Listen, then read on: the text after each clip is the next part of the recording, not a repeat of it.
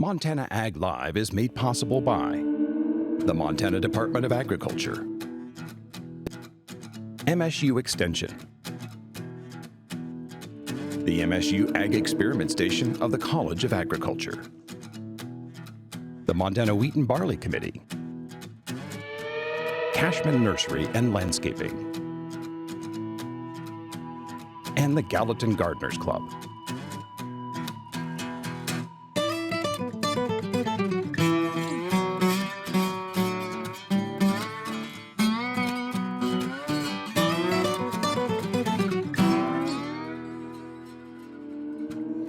You're watching Montana Ag Live, originating tonight from the studios at KUSM on the very vibrant campus of Montana State University, and coming to you over your Montana Public Television System. I'm Jack Reesman, retired professor of plant pathology. Happy to be your host this evening. As usual, this program is based on the questions that you provide. So the more questions, the more curiosity you have, the better this program becomes, because we have a panel here that can answer those questions. And for that matter, if you have any comments, please don't hesitate to get them in. We do screen them, I'll tell you that, so be careful. But overall, honestly, we do value your comments. Tonight's program, we're going to step out and look at a number one industry from the agricultural side, the plant side, and that's wheat production here in the state. And we're going to learn a lot more about it. But before we go there, let me introduce tonight's panel. Far on my left, Uta McKelvey. Uta is an extension plant pathologist, and she is knowledgeable in wheat, potatoes, whatever that funny looking plant is down there. We'll get to that in a little bit. If you have questions about diseases, whether it's in home garden settings, in crops, whatever, good chance to get them answered this evening. Special guest tonight, Boyd Heilig. Boyd is from Moore, Montana, and he is the president of the Montana Grain Growers Association.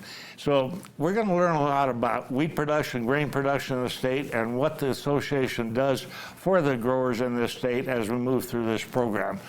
Jason Cook. Jason is a plant breeder, and Jason is very knowledgeable on some of the new varieties that are coming into the state, also some of the old ones, some of the potential of these varieties. So if you have variety questions, and I know a lot of producers around the state are curious about which varieties that they should be growing, good chance to ask those questions this evening.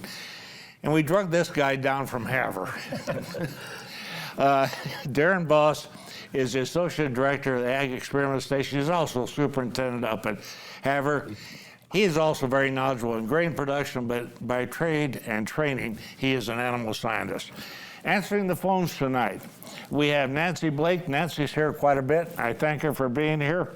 And Judge Bruce Lobo. Judge is the retired chief water court judge for the state, and he's a Ag Live guru. He likes to come and watch and laugh at us, so he'll take your questions this evening. Boyd, thank you for coming in. Tell us about the Grain Growers Association. Well, it's a privilege to be here, Jack. I'm the current president of Montana Grain Growers Association. We're a grassroots organization. We have about 1,000 members, about 2/3 farmer members, and the other third are associate members, businesses, ag retailers, and we're 60-some years old, and we're growing as we speak. You know, we have a lot of great associations in this state. The stock growers, wool growers, grain growers. I'm missing some. I even know we have a grape growers association, because that was pointed out many years ago that I kind of neglected them. But these associations do a lot of good work for the state, and especially for those producers that belong to those associations. And I'm going to show you a photo later on that we took a couple of weeks ago on a tour that I was at. I want to ask you, do you work with the Farm Bill? I mean, I know a lot of the associations have a lot of input to the Farm Bill, and our Farm Bill is what, about 2 years late now? Yep. So, number one, are we going to get one? Well, that's a great question. We've been working on it as an association for 2 years now. Expired last week. The 2018 Farm Bill expired. And we've been to D.C. 3 or 4 times in the last 2 years, and just advocating for all of our producers here in the state. And that's why they're members, is so we could go to Helena and D.C. and advocate for our growers. And Sometimes it feels like a stalemate, but I think we talked to Senator John Bozeman last week on a Zoom, and he's the ranking Senate Ag Committee chairman, and he thinks there's hope for it by the end of the calendar year in a lame duck session. He's also optimistic that there might be another ad hoc disaster just for the current farm crisis right now. So it was good to talk to him, very, very knowledgeable. So do you see any big changes that might affect either grain growers in the state or stock growers with the new farm bill as you think it might come forward? That's a good question because there was a farm bill fly-in about 3 weeks ago, and all the farm commodity groups came into D.C. at 1 week, and they made a lot of ruckus, and people took notice. We're just not sitting back and waiting. We're getting it out there that how important it is, and they need to get their job done. I agree. Darren, you got anything to throw in there? I got a quick question for Boyd. What programs, seeing as how it's expired between now and January 1, are there any programs that we're going to lose or impacts to Montana producers that you know about with the ending? After the first of the year, the first one would be the dairy program. Okay. And then it would trickle down from there. And the good thing is crop insurance is covered. It's mandatory farm.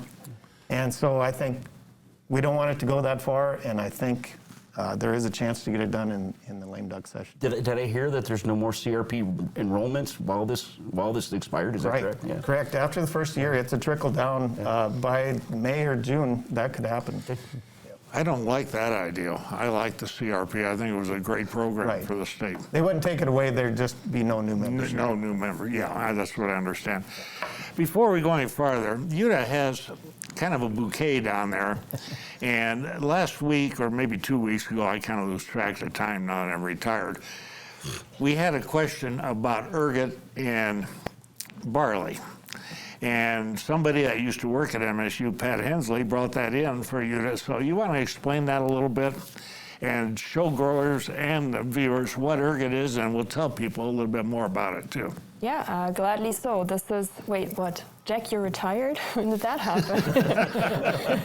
Also, yeah, so this is my second favorite kind of bouquet after fresh flowers. Husband, take notice.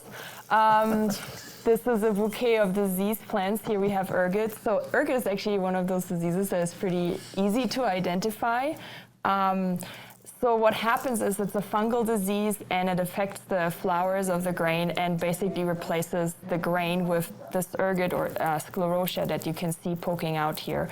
They come in all sorts, in all sizes, but they tend to stick out and, you know, are pretty obvious. So what happens is that this is how the fungus survives between seasons. So these sclerotia during harvest or even before then will fall onto the ground. This is, they can survive on the soil surface for about a year. And so in the spring, under moist and relatively cool conditions, this will germinate and release spores, which then will infect the flowers again, and that's how the disease continues. So the way to control ergot, which was a question during 2 weeks ago when that call came in, was So crop rotation is a really great way because these sclerotia don't live for a really long time. So growing some non-host crops, post crops, brassicas, something like that would help.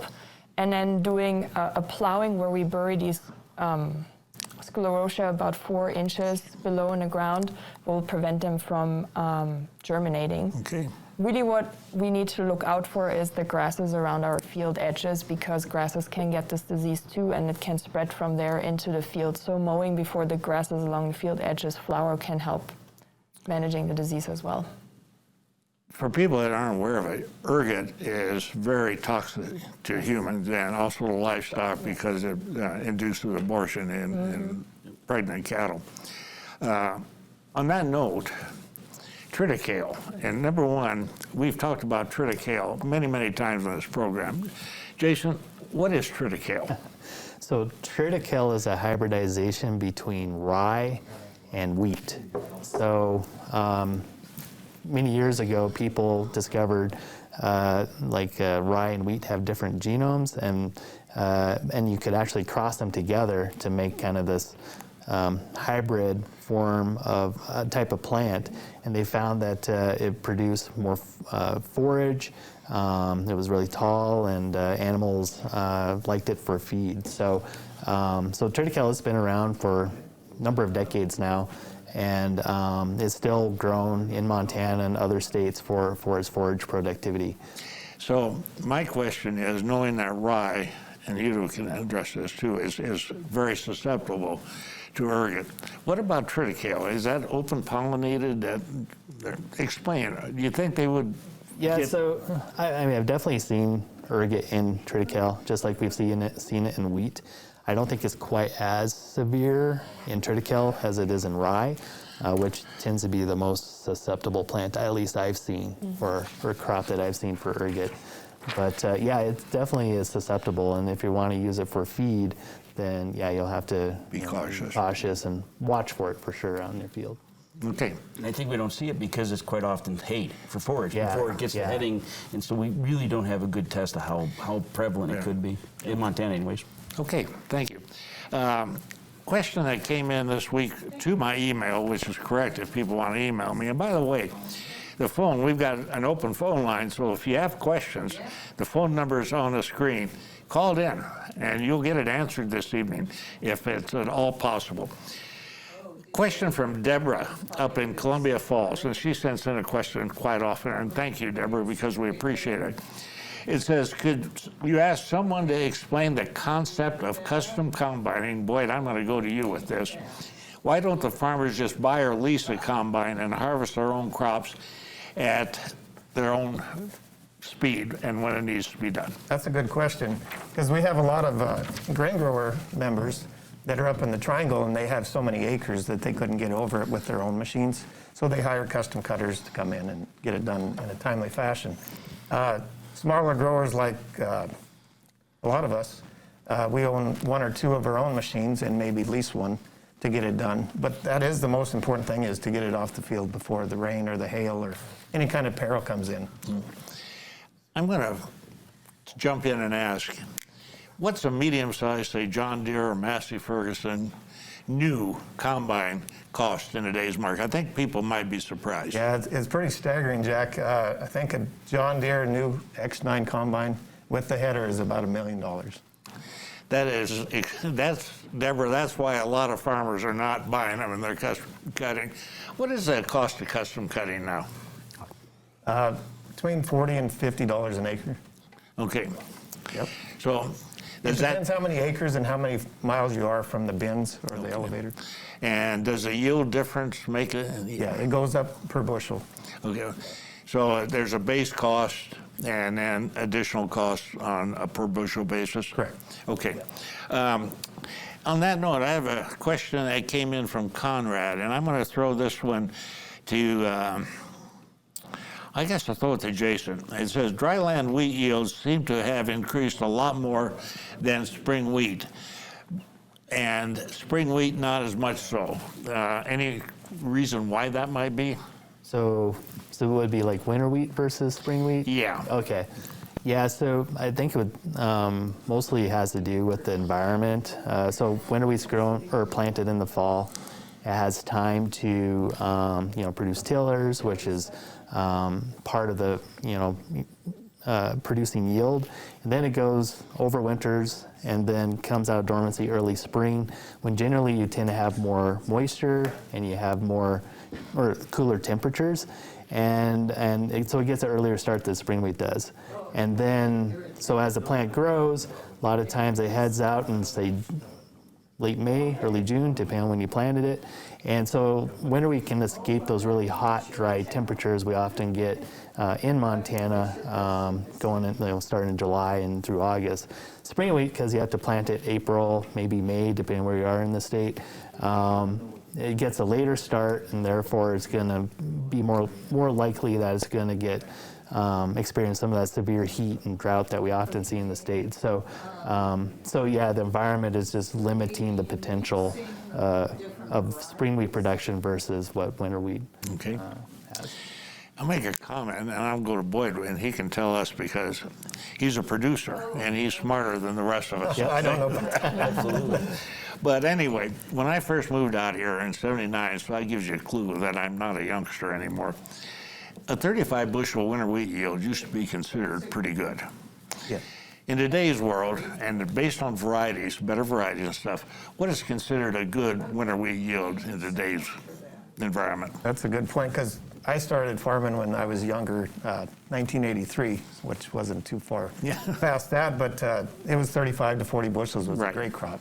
And now, if you hit the year right, and with these new varieties, you could hit 80, 90 bushel.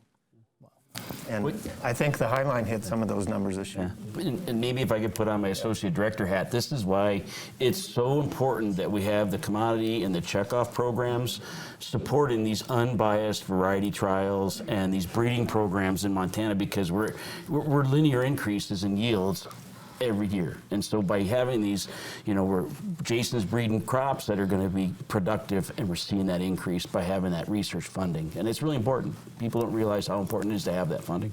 So on that note, I know the Montana Wheat and Barley Committee and the grain growers support people like you. You want to get into that a little bit, both of you guys? How important are new varieties to the ag community? I'll just talk, we share the same office with the Wheat and Barley Committee in Great Falls. Right. And so we've been together for quite some time.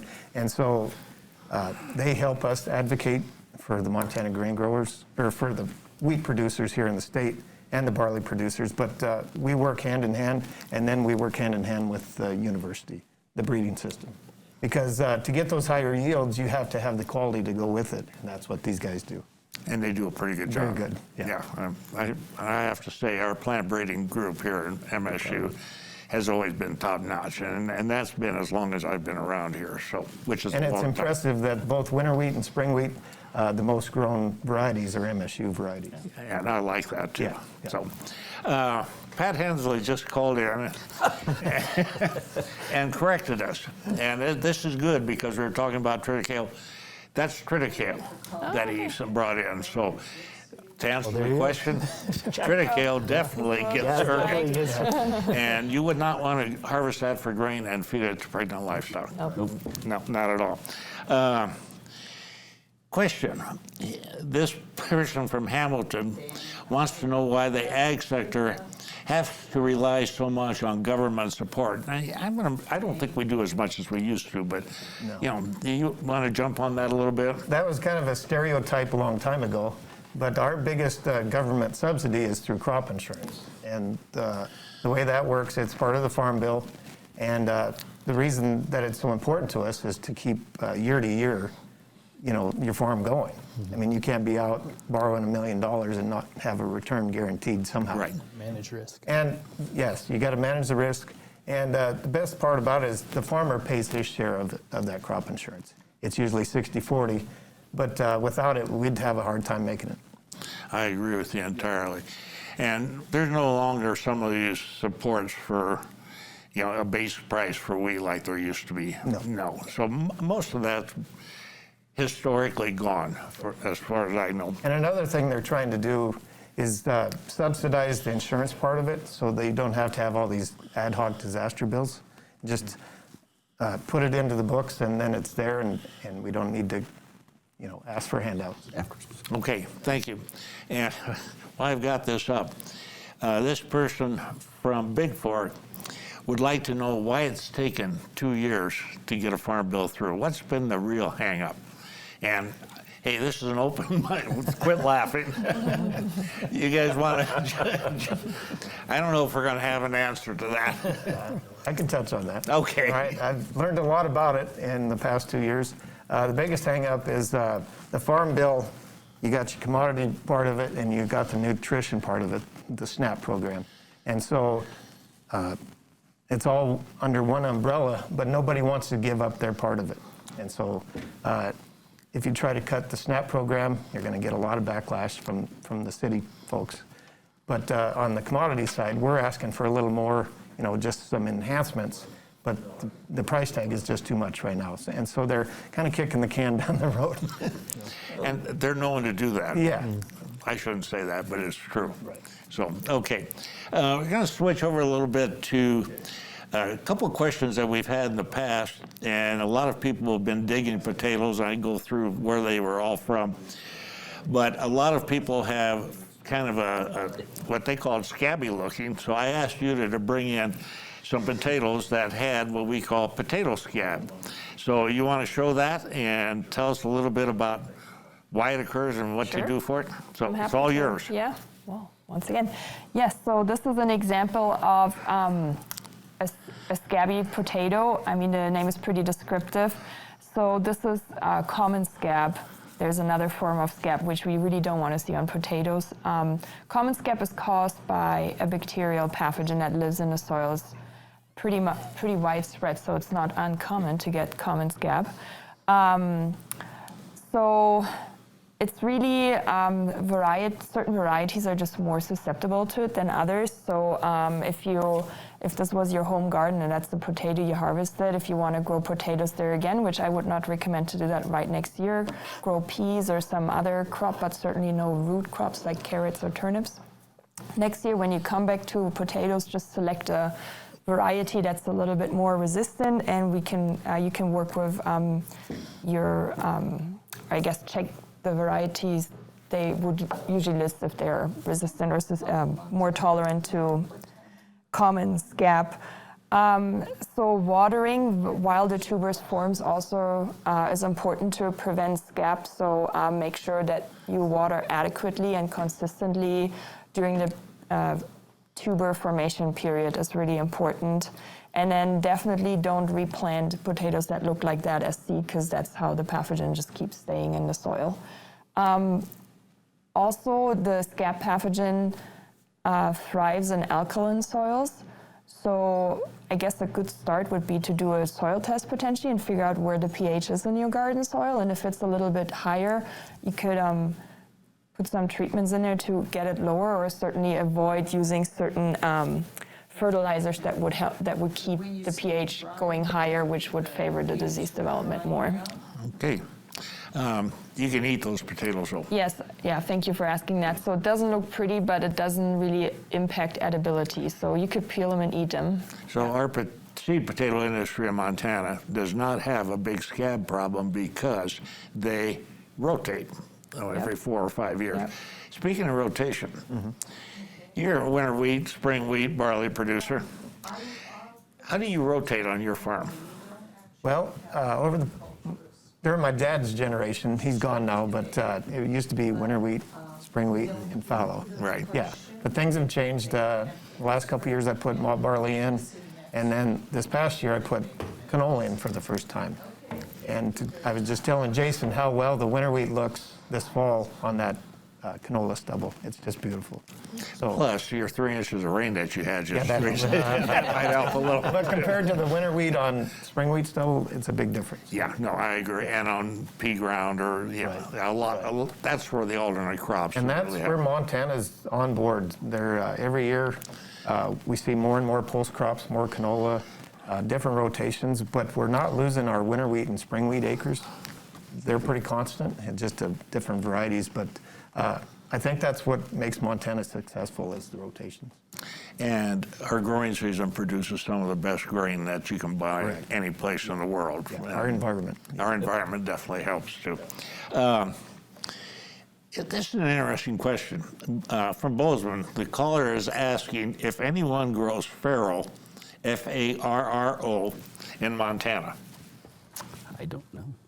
You don't know? I don't know that question. Well, what is farro, first of all? Never heard of it. Never. I think it's some kind of a strange grain, isn't it? I thought it was related to dill. It may be. I don't know. So homework time. Okay. We'll find out, and next week we'll let you know exactly what's going on. Caller from Bozeman, for Jason. They want to know if plant breeders can engineer grain to be more healthy. Yeah, so there's actually been a fair amount of work where people have identified genes for improving, say, some people are looking at increasing carotenoids in wheat grain. Okay. So for more vitamins, there's like some purple grain out there, so antioxidants and that kind of thing. And then also, increasing protein content and things like that, so that there's a higher protein value in the grain. So yeah, people are working on also looking at different types of starch. So there's some starch that are more easily digested than others. The ones that aren't as easily digested, it's like essentially serve as like fiber, and so you don't have it, and you also don't have as high of a caloric content in that. So those are some other traits people are looking at in improving in wheat to improve the nutritional value. It's interesting what plant breeders can do. We had Mike Giroux, who is our durum breeder and quality control guru at MSU, and he's developed a durum variety that is hard to overcook. Right. And there's some restaurants in this state that ought to take that under advisement, because there's nothing worse than mushy pasta. But you have a yield loss when you utilize that genome. Right. So it's not going to probably become as popular. But those are things that breeders can do. Right. Yeah. So that's the thing we constantly deal with in developing new varieties is, like, if you increase one trait to improve one trait, you might have a little bit of a setback in another one. So it's just this huge balancing act that we have to do across all the traits that are important for Montana producers to eventually release a variety that you'll get small increments. That's why you don't get these huge increments like we would like to have, but because oftentimes there's a drawback, so we can really increase yield a lot more, but then you lose quality along the way. So we have to balance all of those different traits as we're developing these varieties. It's a real testament to our industry, whether it be grain growers, wheat and barley committee, and our breeders. They're maintaining high quality wheats. They could be chasing yields, but that's not Montana's claim to fame. We grow high quality wheat, we want blending wheat, and they've never missed it, and they've stayed with that mantra. And that's why our export market out of Montana is really very good. On that note, interesting question from Big Sandy. This person wants to know, just what does the president of the Montana Grain Growers do? Well, I was sworn in back in December of 23, and it's been a whirlwind of a year. We have our quarterly meetings. I run those meetings, and then we go to state legislature. It'll be in 25. We'll be going to that. Clayton Lohr will be our next president. And so that's his task, is to get all that done. And we have a new director of policy, Kara Birkeland. She's doing a fantastic job. So I would say as president, I just fill in and do stuff like this. Which is fun, right? It's great to be a spokesman because I'm very passionate about agriculture here in Montana. We rely heavily on the Extension Service and the College of Ag and experiment stations. A long time ago, Russian wheat aphids infested the state, and everybody was at the research centers wondering what we could do, and they saved us. And we've talked about Russian wheat aphid. It was a serious pest probably 20 years ago now. Yep. And it developed some varieties, but we don't hear about Russian wheat aphid anymore, so I have no clue what's happened to it. Comment, and thank you for the comment. Farrow is Triticum dicoccum, which is emmer wheat. Emmer. So we don't have to do our homework on that one. Somebody did it for us. Sounds like Mr. Witchman just called in. Probably.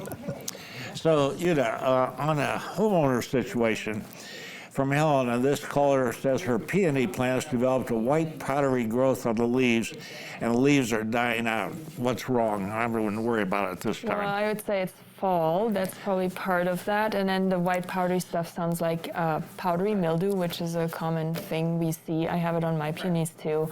Thrives in moist conditions and with the cooler temperatures, and we have more dew now. It seems like a logical occurrence. Yeah, I wouldn't worry about it. I don't think it's worth applying anything for that matter. Okay, thank you. Facebook question that just came in. And by the way, you can email us questions, Facebook. We take them any which way we can get them. Does the Ag Experiment Station and or the Montana Grain Growers work with the Land Institute to experiment with the development of perennial grains, kernza, perennial wheat grass for production in Montana? I can take a whack from the experiment station. Are you going to pinch hit or just No, actually, we have been contacted, and we've been doing some research on Kernza, specifically at our Northwestern Ag Research Center up near Kalispell, outside of Creston. It was done simply there to be a start because it's one of our high moisture areas. This is a crop that's a perennial wheat that has had some successes in Minnesota and Wisconsin. So a logical place was to try it where there's a little bit more rainfall. And Dr. Jessica Torian, if you're interested, would be a great contact that would let you know how that was working. Okay. You know, we talked about various associations in the state, and I know the grain growers have tours. I happened to be on a tour about 2 weeks ago with the stock growers, and it was called Raising the Stakes Tour. It's an environmental stewardship tour to illustrate how well the ranching community is doing and making life better for both animals and livestock.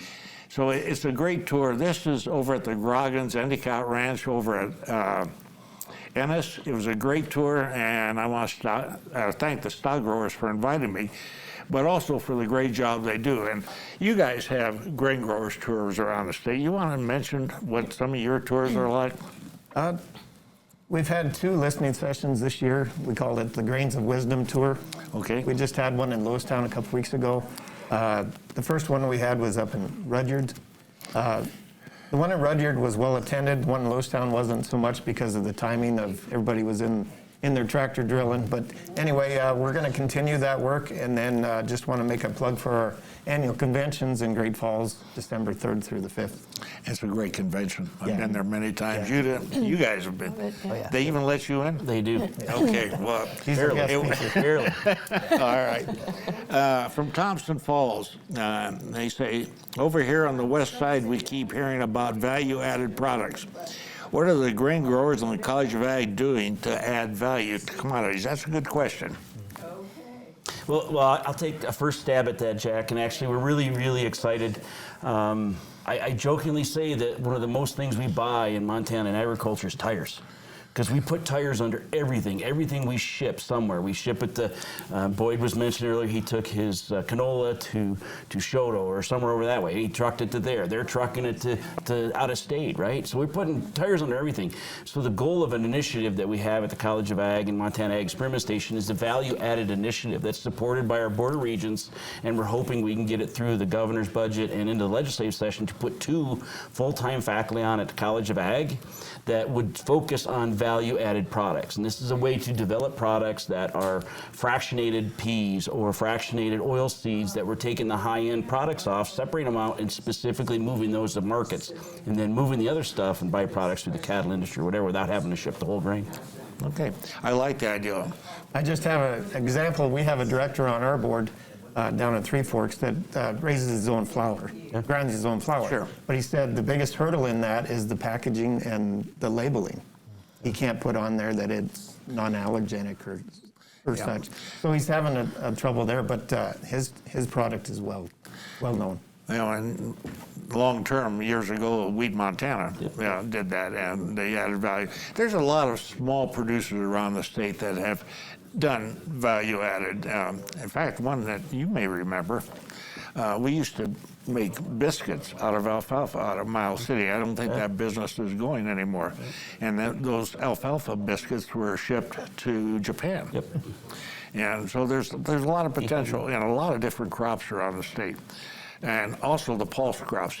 You know, you're grain growers. How do you perceive the introduction of so many pulse crops in the state? Do you work with the pulse growers closely as well as the grain growers? Yeah, and more and more every year, the conversation's getting louder that we should join together. And we have for our convention, we've had the pulse growers, Pacific Northwest Pulse Growers Association and the Northern Pulse Growers join us, and it's turning out really well. A little more every year.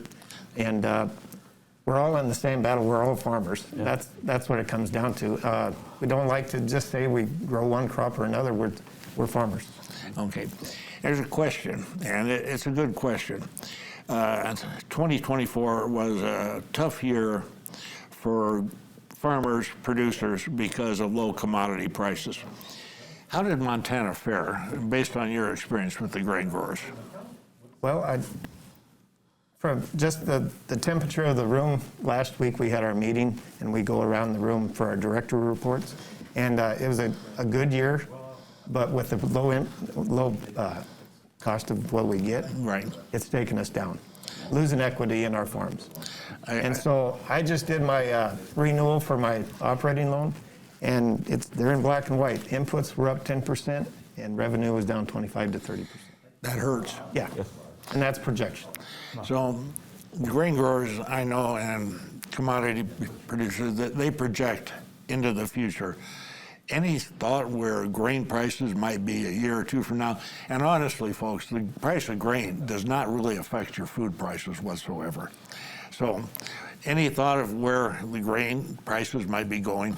I've been asked that before, and I try to keep it pretty simple, but all I can say is in the last week, wheat has rallied 50 cents. Okay. So there's been some opportunities to get above $6 for the first time in 6 months. So if people take advantage of that and get the advancements, they should take it. It's a pretty good protein premium. Yes, very good.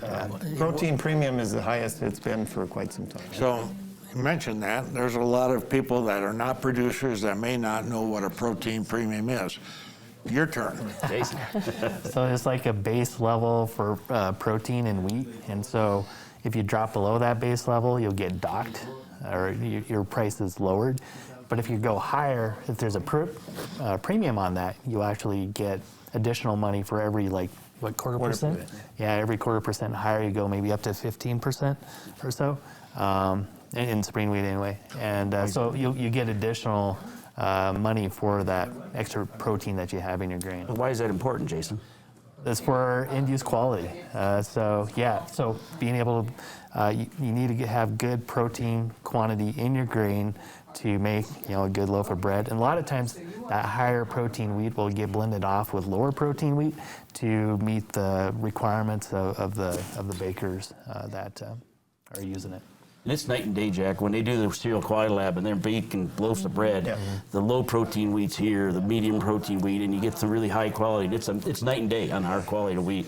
I can attest to that because they used to, the baking lab on campus used to give out their baking samples at the end of the day.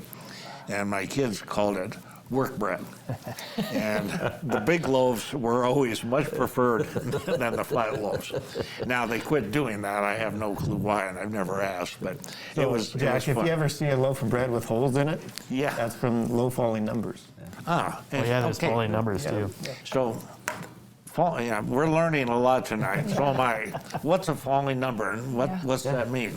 Yeah, so basically it's the quality of the starch of the grain. So in spring wheat, we want to have falling numbers of like 331 and higher.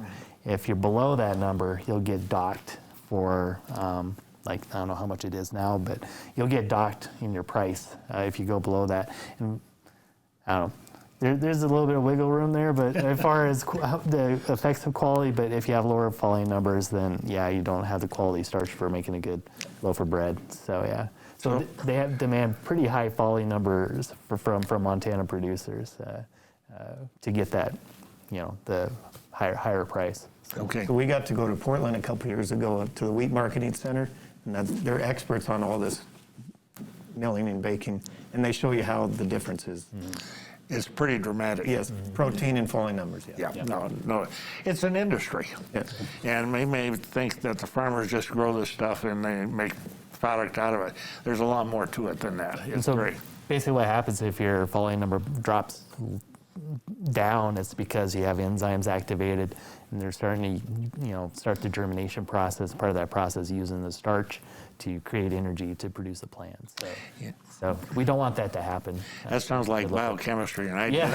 passed biochemistry. To get into some of the details, yeah, that's what's Okay. going on. Switch gears a little bit, man. I want to go back. Quick one to Yuta. Missoula is asking if she puts peeling from scabby potatoes in her compost pile and then puts the compost in the garden. Will her potatoes get scab? Great question. So I think compost, if you do it properly, it should break down the plant tissue and eliminate the pathogen, but the key is really to compost properly, which is hard to do in Montana. I know Dave Bombauer is the expert on that. So if it was my garden, I would just throw it in the trash just to avoid the problem of the disease. If I could, go ahead. I was gonna say, if I can talk about composting, we did a huge composting project up at Northern Ag Research Center, and it's not difficult, but it's very important. You get your carbon to nitrogen ratios and your moisture. And in Montana, the moisture usually drives it on large scales because even in the winters, we're sucking moisture out of everything because it's so dry in Montana, if it's summer or not. So those are three things. There's really good guides out there that would help people get through this outstanding thing. But carbon, nitrogen, and moisture are really important. That sounds more like biochemistry, too. Welcome to the club. I'm going to sit here and play dumb, which isn't hard, by the way. Okay, this is an interesting question from Florence. And the caller asked, and I'll throw this to Boyd, is the old wheat allotment program still going? No, the closest thing we have to that is the base acre program in the Farm Bill. They still go by that today. We haven't been able to update our base acres in over 20 years. And so that's one of the priorities that we had going into the Farm Bill push, is to get our base acres updated, because there's a lot of wheat acre base that isn't producing wheat anymore. Yeah. And so the cost of that is very, very expensive.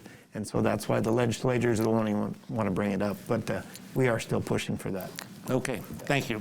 And thank the caller out of, or the person out of Florence for asking that question. This person from Big Timber would like to know more about MSU Celebrate Ag Week. Do you want to get in on that? Yeah, it'd be great.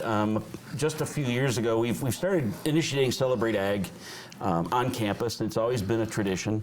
A year ago, we had a student of ours that just graduated and says, you know, I really love Celebrate Ag Week. I'm a big producer. And he said, but I can't tell us Celebrate Ag on campus. We know there's a football game, we have a couple tailgates, he said.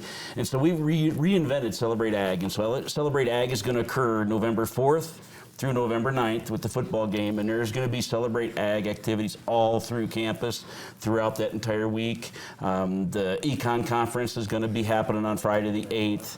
We're going to have tractors and equipment all over campus, and I would love to invite everybody back, because this is the Aggies' homecoming. Celebrate Ag, November 8, 9. Yeah, and I've been, the last couple, 2 or 3 years, going to their breakfast, and you learn a lot about what's going on in agriculture from the dean and also from the president of the university. It's a fun day. It really is a fun week, and some of the seminars and conferences are worth taking. Okay. Thank you, Jack. All right, thank you. We've had a lot of comments about Farrell now, so as you would expect. A Billings caller says that Farrell, and I misspelled it the first time, it's F-A-R-O, is an Asian grain that is very healthy and can be purchased in many grocery stores. And ironically, if you go back age, we're a little older, Jack, but yes. You remember Gil Stolnick actually had an emmer breeding program at Montana State University, so we are familiar with it. I just didn't recognize that where we were. So we have worked with that in the past. We have, and you're right. Interesting caller, question from a caller from Big Fork. He says that with Montana's historical short season, might global warming become an advantage for Montana ag, especially grain producers? And I'm going to let you two. You're not allowed on this one. No, it's definitely something we're watching closely. So one of the big questions is, like, if continue warming trends, would that make more of the state, make it more of the state a better winter wheat production region than a spring wheat production region? So is that going to push spring wheat further north, maybe mostly into Canada? So those are some interesting things we're watching, looking for trends and things like that, because it seems like more and more people are trying winter wheat out in the northeastern part, which is traditionally spring wheat country. So that's one thing. But then the other part of it is, like, and maybe we don't really know, is like, so how hot is it going to get in those key July, August growing times? Are we going to have earlier planting dates so we could try to avoid some of that heat, get the seeds in the ground earlier? So it might change, when we plant, how, and all those different variables too. So potentially, yes, it could be beneficial, and maybe it could bring in some other crop or allow us to grow some other crops than we have before. But the big question is moisture, I think, is like how much moisture do we get? The interesting thing, and Jane Mangold presented this to me, over the last 120 years, the average moisture in the state of Montana is 18.85 inches at all locations. That has not changed over 120 years, so moisture has maintained a steady flow. Temperature has increased at 0.2 of a degree every decade for the last 120 years. Yeah. Has warmer temperatures affected you as a producer? Well, this summer of 2024 it sure did, because July through August 15th, it was over 90 most of the time. And that's pretty rare. And we have yet to have a frost in Moore, Montana. So it's changing. I can see it. Yeah, there's no doubt about it. Luther Talbert, who was our spring wheat breeder for a long time, did a study at Moccasin. And I told Luther one time that he was a dinosaur because spring wheat was going to disappear because of global warming. Yep. I was wrong. In Moccasin, the average temperature in March since 1950 is up 7 degrees. The average July temperature is up only 2 degrees. We're planting spring wheat 2 to 3 weeks earlier than we used to. So we adapt, and agriculture is an adaptive science. So yeah, if we can plant earlier and trying to escape some of that later season heat, then What I've noticed, Jack, over the last couple of years is just how much corn is being taken for grain. It's always been taken for silage, but it's never been taken. Breeding programs are It's amazing. So that's where another crop could come in. Exactly. And start, And you don't have to go far out of this building to find grain corn here in the Gallen Valley, which in 1979 when I got here, you were damn lucky to harvest sweet corn. Yeah. So, Well, Jack, I know you told me I wasn't allowed to answer this, but there's a lot of good research happening at Montana State looking at this. And some examples is some of our researchers looking how snowpack is being impacted and how fast some of the snowpack is coming off. And I think that's as impactful to Montana as anything, because you know as well as I do the rivers and the spring recharge, and that is. So we're trying to address some of those questions, and just want to make sure we understand that we're really working on that at Montana So State. on that note, last week we had the president of the University of Montana on. He talked about the snowpack studies. Is MSU working with the University of Montana on the snowpack studies at all? You know, I can't answer that. I just know that Eric Sproles and a few people in Land Resource and Environmental Sciences are doing a pretty neat project on how fast that's coming off. Okay, sounds good. We're going to switch crops here a little bit. This person from Bozeman has noticed that he has a lot of black spots on the lower part of his alfalfa plants, especially his third cutting, which has been irrigated quite a bit. He's losing these leaves. Any idea what's going on? Well, it sounds like a leaf spot disease. There are actually quite a few that cause brown spots, so I'd have to see a sample to figure out which specific disease we're looking at. But I think overall, in terms of management, it doesn't matter because they're very similar. So it's probably a fungal disease driven by moisture coming from the residue, which is why we have the lower leaves looking worse and defoliating. So really the best thing to do is next year in the spring start scouting early, and if you see those leaf spots occurring, try and harvest or cut your crop earlier than you normally would, just to maintain yield, because what those leaf spot diseases do is with the defoliation you have lower yields and lower quality, and so just cutting earlier to cut before the defoliation occurred really helps with the yield. It's also having the advantage of removing the leaves that would fall to the ground and then produce more disease later on, remove them from the field. Fungicides can help, but more often than not, they're not economical, so it's probably not worth it. Okay, thank you. Boyd, this person wants to know, how can they join the Grain Growers Association? And you'll welcome a lot of people. Right. I'd welcome anybody to get on the internet and go to www.mgga.org, or you can call the office in Great Falls. Our staff in Great Falls is very, in the last year, has really come to life again. Things are going really well. Like Allison, our Bergeron, our EVP, she said, we got the right people on the bus, and we're doing good things. So. Okay. You know, I always say there's always going to be one trick question. And here it comes. And this is a person from Billings, and he would like to know what the grain grower's position is on GMO wheat.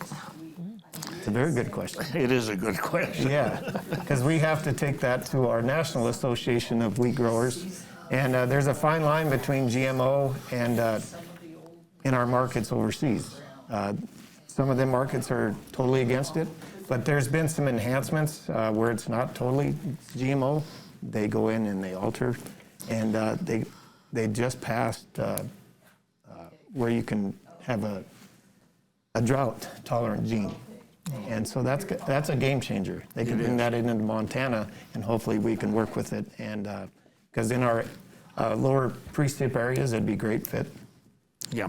You want to add anything, Jason? I mean, Yeah, so adding on to, so recently there's this trait called HB4, which is a gene that comes out of sunflower, and it was transformed into wheat, and they found that this gene provides increased yields under drought stress conditions in the lines that they've tested it in so far. So for us, what we would want to do, actually our tech transfer team at MSU is working with the company, see if we can get the trait into our building, and then what we would do is work with it, integrate into our varieties, and then test in our genetic backgrounds in our environments.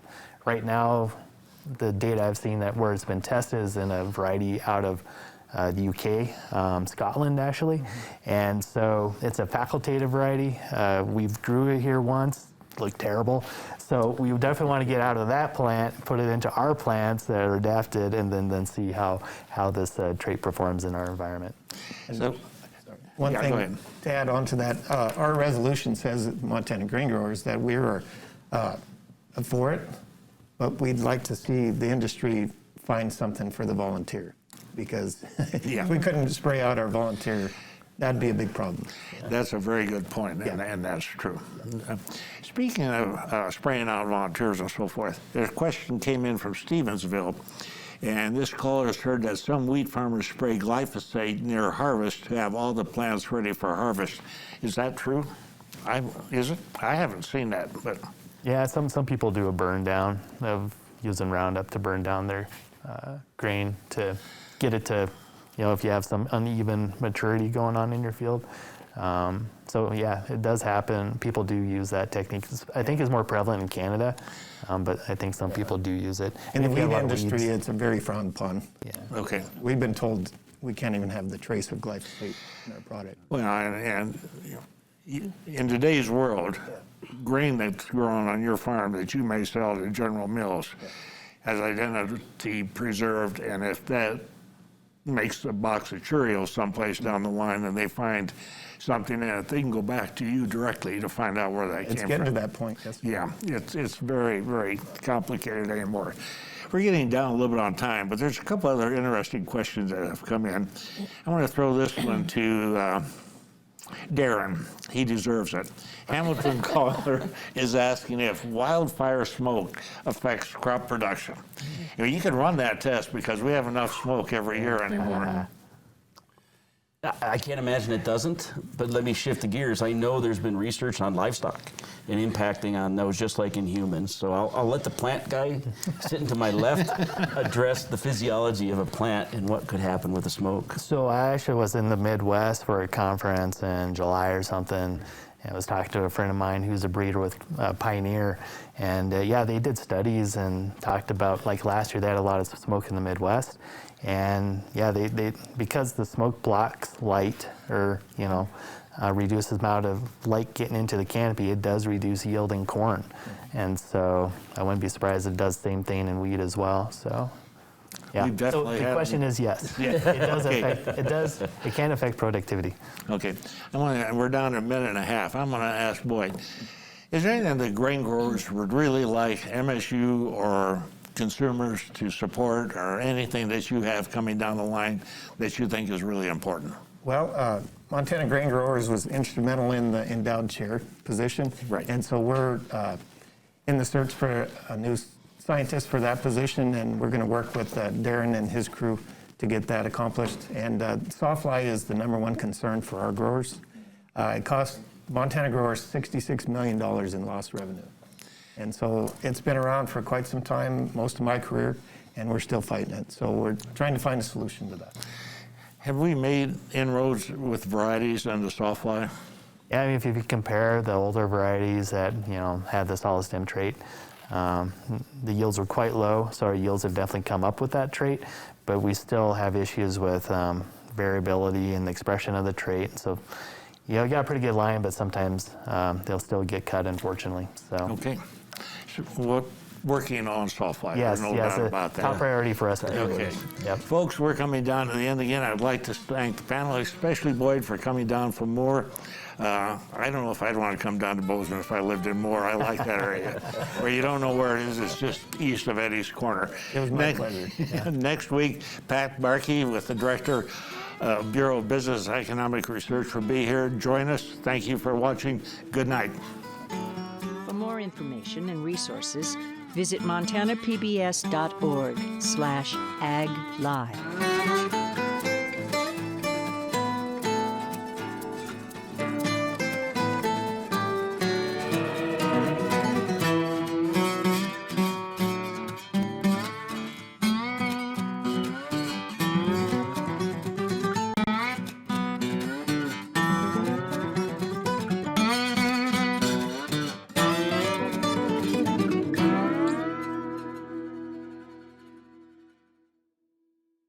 Montana Ag Live is made possible by the Montana Department of Agriculture, MSU Extension, the MSU Ag Experiment Station of the College of Agriculture, the Montana Wheat and Barley Committee,